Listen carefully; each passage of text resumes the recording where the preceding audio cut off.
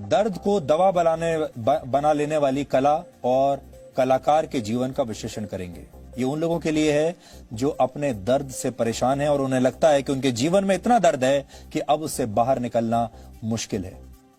आज ही के दिन वर्ष 1907 में मेक्सिको की मशहूर पेंटर फ्रीडा कालो का जन्म हुआ था और महज 47 वर्ष की उम्र में उनकी मृत्यु भी हो गई थी। लेकिन एक कलाकार कभी मरता नहीं, क्योंकि उसकी कला उसके जाने के बाद भी जीवित रहती है, बल्कि कई बार तो कलाकार के जाने के बाद उसकी कला और ज्यादा निखर कर सामने आती है। ये जो खबर आज हम आपको दिखा रहे हैं, ये आपको हिम्मत देने के लिए खबर हमने आज इसको लिया है। वैसे तो बहुत सारे लोगों को लगेगा कि इसमें खबर क्या है, इसमें न्यूज क्या है, लेकिन जब आप इस खबर को देखेंगे तो आपको समझ में आएगा कि ये खबर आपके जीवन पर बहुत बड़ा असर डाल सकती है। जन्म कब होगा और मृत्यु कब आएगी, ये हम में से किसी को नहीं पता, हम तय भी नहीं कर सकते, लेकिन जीवन कैसे जीना है ये हम जरूर तय कर सकते हैं। ये हमारे हाथ में है। फ्रीडा कालो का जीवन इसी दर्शन की जीती जागती पेंटिंग जैसी है। कहते हैं जब आप अपने काम को और अपनी कला को बहुत पसंद करते हैं तो आप स्वयं वो कला बन जाते हैं, यानी फिर आपको आपके पैशन से कोई अलग नहीं कर सकता, आपके जोश से आपको कोई जुदा नहीं कर सकता। फ्रीडा कालो का जीवन भी कुछ ऐसा ही था। फ्रीडा कालो को बचपन में ही पोलियो की बीमारी हो गई थी, जिसकी वजह से उनका एक पैर छोटा रह गया और इस शारीरिक कमी की वजह से स्कूल में उन्हें बुली किया जाता था, उन्हें परेशान किया जाता था। लेकिन उनके सपने तब भी ना तो परेशान हुए, ना पराजित हुए और ना ही वो विचलित हुई। वो डॉक्टर बनने के लिए अपने सपने की तरफ आगे बढ़ रही थी, डॉक्टर बनना चाहती थी। अचानक 18 साल की उम्र में उनके साथ एक दुर्घटना हुई। एक कार ने उनकी बस को टक्कर मार दी और बस की हैंड रेल उनके शरीर को भेदती हुई निकल गई। उनकी कमर यानी बैकबोन 3 जगह से टूट गई और कॉलर बोन पर भी बहुत गहरी चोट आई। उनका जो पैर पोलियो की वजह से छोटा रह गया था, वो पैर भी टूट गया। इस दौरान किसी ने उनके शरीर में धसी हुई हैंड रेल को बाहर निकालने की कोशिश की और ऐसा बताया जाता है कि इस दौरान उनकी हड्डियों के टूटने का जो शोर पैदा हुआ था, वो आसपास गुजरने वाले वाहनों के शोर से भी ज्यादा था।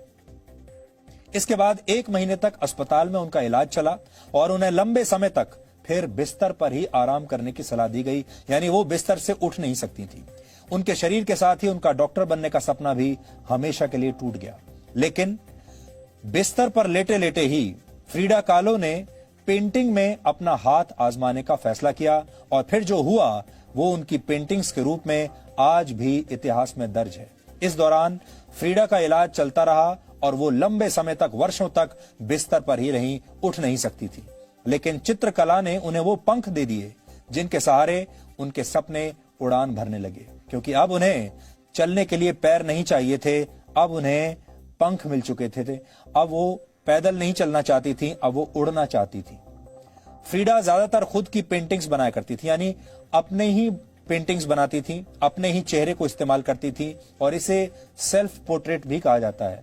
ये पेंटिंग्स उनके ही जीवन की कहानी थी, यानी अपने ही जीवन की कहानी पेंटिंग्स में उतारती थी और इन पेंटिंग्स में वो मेक्सिको की संस्कृति के प्रतीक चिन्हों का भी इस्तेमाल किया करती थी। उनकी सबसे मशहूर पेंटिंग इस समय आपकी स्क्रीन पर है और इस पेंटिंग का शीर्षक है self portrait with thorn necklace and humming bird.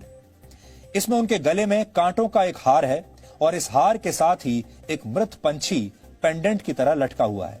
सिर के ऊपर कुछ तितलियां मंडरा रही हैं और उनके एक कंधे पर एक काली बिल्ली और दूसरे कंधे पर एक बंदर है।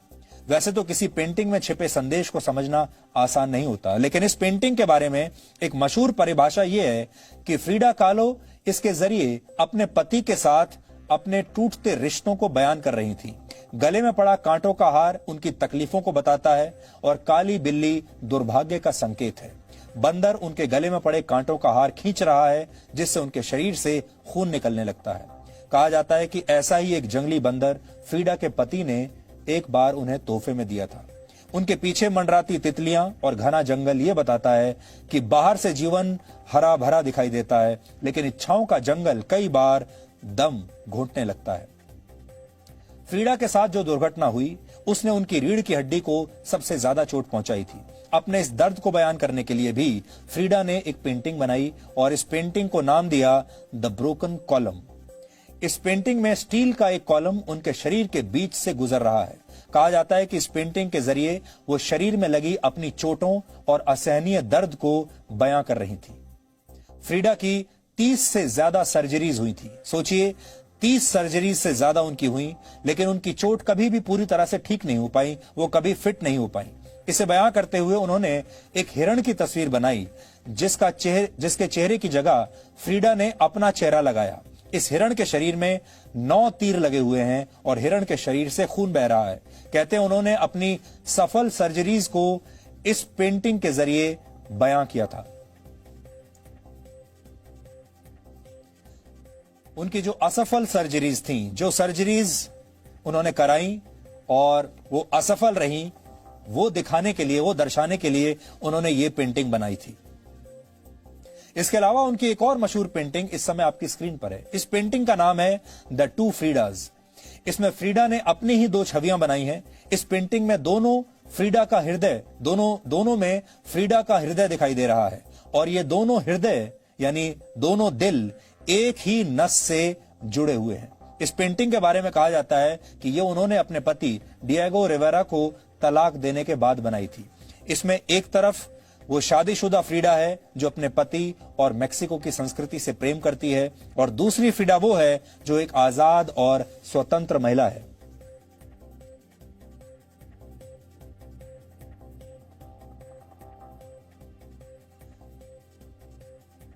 हम सबके अंदर भी कई बार ऐसे ही 2 पर्सनैलिटीज या 2 व्यक्तित्व होते हैं और उनमें टकराव होता है। एक वो जो सीमाओं से बंधा रहता है, एक वो व्यक्तित्व होता है जिम्मेदारियों के बोझ से दबा रहता है, लेकिन हमारे अंदर का दूसरा व्यक्तित्व आजाद होना चाहता है, उन्मुक्त होना चाहता है, फ्री होना चाहता है, जबकि दोनों व्यक्तित्व की डोर एक ही आत्मा से बंधी होती हैं। ये तस्वीर आपको वही बताती है।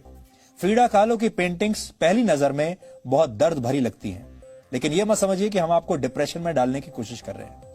जो लोग जीवन को समझते हैं वो सबसे पहले अपने दर्द का विश्लेषण करते हैं और फिर खुशियों के कैनवस पर अपनी आत्मा को उकेरते हैं। फ्रीडा भी यही कर रही थी। वो उस जमाने में भी एक बहुत सशक्त और स्वतंत्र महिला थी और उन्होंने कभी समाज की किसी भी पाबंदी की परवाह नहीं की। उनके पति उनसे उम्र में बड़े थे और वो भी एक बहुत मशहूर कलाकार थे, लेकिन डिएगो रिवेरा के साथ उनका रिश्ता उतार चढ़ाव भरा रहा। पहले तो फ्रीडा ने उन्हें तलाक दिया, लेकिन बाद में फिर से उन्हीं से विवाह भी कर लिया।